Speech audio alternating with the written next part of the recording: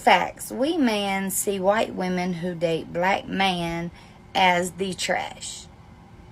Guess I'll be trash. I was raised in a household where every older white woman around me told me that if I was ever to date a black man, I would be tainted and a white man would never want me again.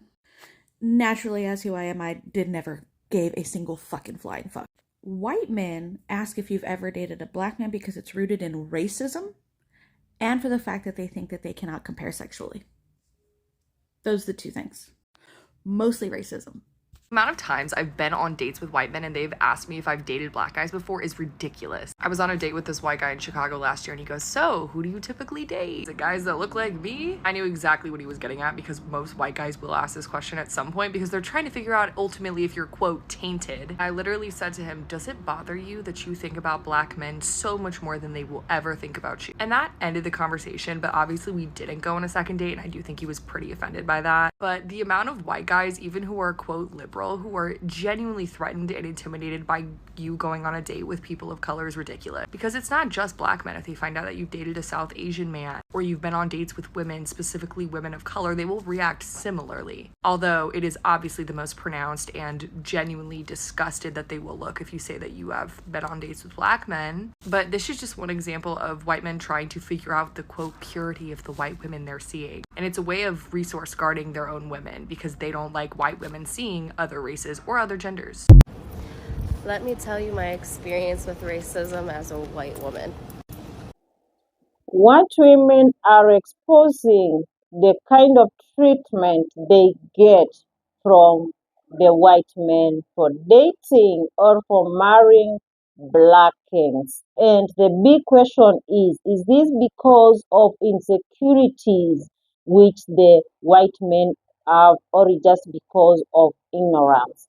Let's get into the video. You can also drop your thoughts down below. Give the video a big thumbs up. Subscribe to the channel. I'll be back with more commentary. I have never realized, actually how racist people really are. I've never been with a black man before, and ever since I have, he always told me that, beware that you're with me and I'm black. I'm gonna get looked at. People are gonna say things. It's just part of life. That's just what it is. I never really understood what he meant by that. Till now when I'm posting on social media, it's crazy. We live in a world where this is so normalized. People go with a different kind, okay? We're all one. We are all equal. Why does it matter if I choose to have kids with a black man? I don't understand. That's what I've been attracted to. Why does it matter what I do? Oh, but on a serious note, though, stop worrying about who and what people are doing with their lives. This world will never get better unless you make a difference. Stop worrying about who I like and what color I like. It doesn't affect you at all. Let me tell you my experience with racism as a white woman. Did that get your attention? I started dating my husband when I was 15, he was 16. So we were in high school. Very naive, but definitely falling in love quickly. Now clearly you can tell I'm a white woman. My husband is from Nigeria, so he is African. And since we've been together for now, 14 years, it's hard to really pinpoint when my first encounter with racism was. I do remember one of my first memories being walking down the road, down the street, in the crosswalk, going towards the parks, going to play basketball, walk around, whatever, and holding his hand. And I didn't notice it at first, but my husband did, that frequently cars would slow down driving past us. I thought nothing of it, but I thought it was kind of weird, and he said no, they were checking to make sure you were okay. Another instance was when we went to the local pond that was frozen over. We're in the Midwest, and we went out to walk on it, and he was going to give me a promise ring. Immediately, within minutes, cops come, and we're wondering what's happening, and they totally spilled the beans to me what was going to happen. And Immediately thought, how in the heck, why did this happen? Now, frequently in our neighborhood, let's just strat out for you. It has its diverse areas, but I lived in the area that was very, very white and a lot more of the older generation. So often we would be driving together. Of course, he would be driving. I'm the passenger princess, as I always am. And the amount of times we got pulled over for nothing. Going the speed limit, driving fine, not under the influence at all, never was. It was absolutely insane, guys. To this day, when we visit my parents, there is a little bit of anxiety. If he's driving, I'm in the car, what's gonna happen? Now, story for a different day is the racism I experienced in other aspects of my life that have nothing to do with the neighborhood I was in. But when I tell you that I was in my white bubble, didn't really, I believe that racism existed, but never knew to what extent. I still never know to the fullest extent because of the way that I look. But I definitely have an idea of how it impacts my husband. And it definitely impacts interracial couples. A woman's body count is no longer the most important number to look at when it comes to deciding who your wife is going to be. It's have they dated a black person in the past? And if so, how many black people did they date and the shade of blackness they have dated? If we're talking about like a half skin 6 years ago, 2 dates, we can kind of brush that under the rug. But if we're talking 3 or more, burnt crispy, to the streets. I am learning through social media that there are a non-small percentage of white guys who spend a lot of time just solely thinking about black men. There's been multiple videos from women that have went viral saying that they went on a date with men who are white, and many of those men have asked them, oh, have you ever dated a black guy? What kind of question is that? You are not hiding your racism in the slightest if someone being viewed as marriage material or girlfriend material is contingent on whether they haven't dated somebody of a different race. It is actually insane, and I get more disappointed in people as the days go on. So while we're on the topic of white women that date black men, one of the funniest things about that are how some white men treat white women who date black men. Let me break that down a little bit. And let me be very clear, when I say generalizations, we're not talking about all, right? Like, just let me say that right now and get it out the way. But when you look at white women that have bigger features, maybe she has bigger lips or bigger thighs or whatever. When that white girl was in school, she got bullied by white guys. She got called fat and got all these types of black jokes. And I mean, those white women got bullied like relentlessly by these white dudes. Once again, clearly it's not all of them, right? But then she meets a black guy and the black guy appreciates her for how she is because generally speaking, black guys are more attracted to women with bigger features. So then the white women feel appreciated by this type of guy and she starts dating those guys. And then those white guys who bullied her are now mad at her or talking shit to her for dating a black guy. And the white women who've done that are like, y'all bullied me my whole life. Why are you so worried about what I'm doing? And then you look at those white women that got like bullied for that in school. And then now fast forward to 2025 and those features are now popular. And those same white guys that were bullying her are now trying to get with her because she fits what is considered the norm. Whereas for black guys have always liked that. So then those white women are like, no, don't come to me now. When it wasn't popular, you bullied me, but now society tells you what to like and suddenly you want to be in my DMs. So I just find it so interesting, the things that happen. Watch this video and let's talk about it. When a girl dates a black guy, I lose 100% interest in her. Now, this might sound racist, but it's not racist.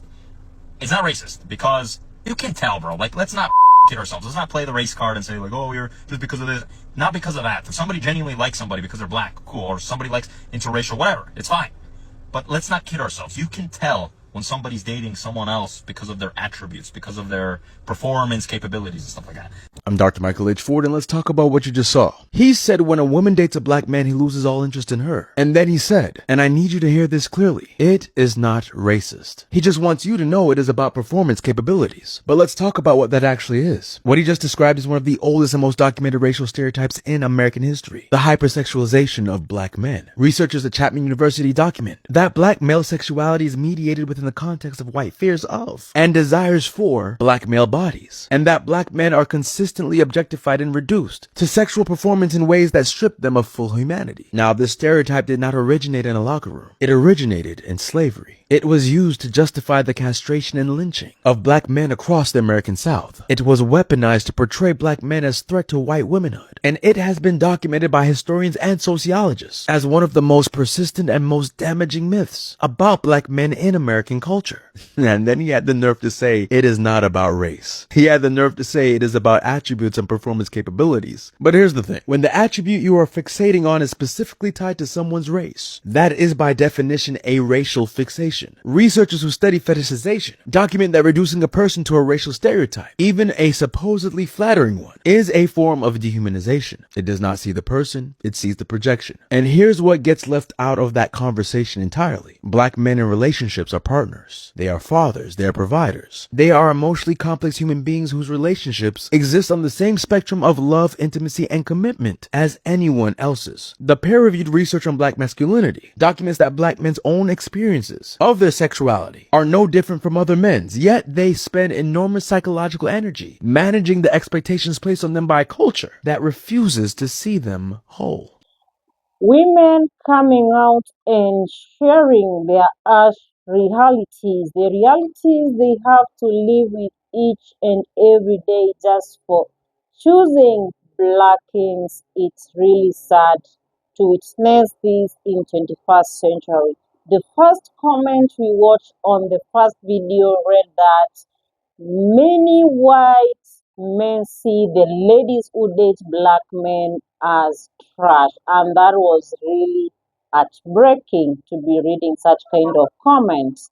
But we can conclude on this and say this is just matter of being ignorant, and just a lot of insecurities are involved in these cases, because I don't see why many white men should be coming online and just abusing their women and calling them all manner of names just because they chose to date a different race. It's really heartbreaking to be watching such kind of videos. Black men tend to bring the warmth in the family because most of black kings are brought up in an extended family, in a nuclear family whereby the man is the provider of the family, the man is the protector of the family, the man is like the king of the family, and that makes him to be all around his family, to be loving, to be protective, to be caring, to give service to the family and everything. And that's why all these white women, once they date the black kings, once they interact and they live with these kings, they tend to feel the warmth, the protection that the black kings brings in the family.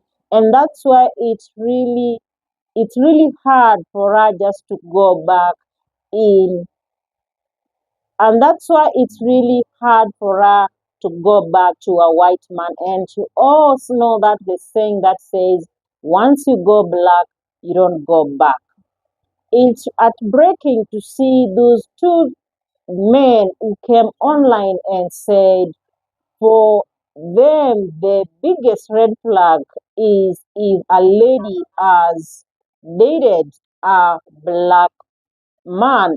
And for me, that is just being insecure, being ignorant, not believing in yourself, and all that.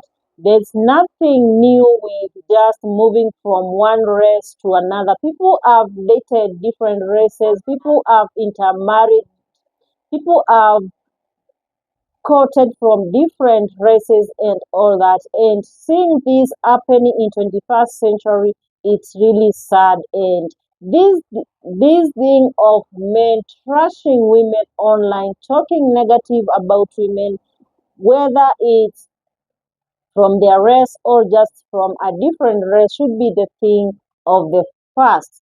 But the black king is winning because Most of these women they have left their white men and they are believing, they are dating and they are building their families with the black kings. And that's why the white man cannot believe that we are superior than these guys, we are richer than these guys, we are more educated than these guys, but they have taken our women. But it's more about the family values, the characters, and everything. Black kings bring a lot of warmth in one's family and all that. And this will continue to happen because most of these white men, they don't to upgrade their game for them to protect their women and all that, and that's why you can see the shift is happening, and it will continue to happen. More and more women, more and more white women will leave their families and get married to the black kings. Let me know what you think in the comment section. Give the video a big thumbs up. Subscribe to the channel. If you are coming across this channel for the first time, kindly consider subscribing. You can also hype the video. Thank you for watching. I'll see you next in my next video. Bye bye for now.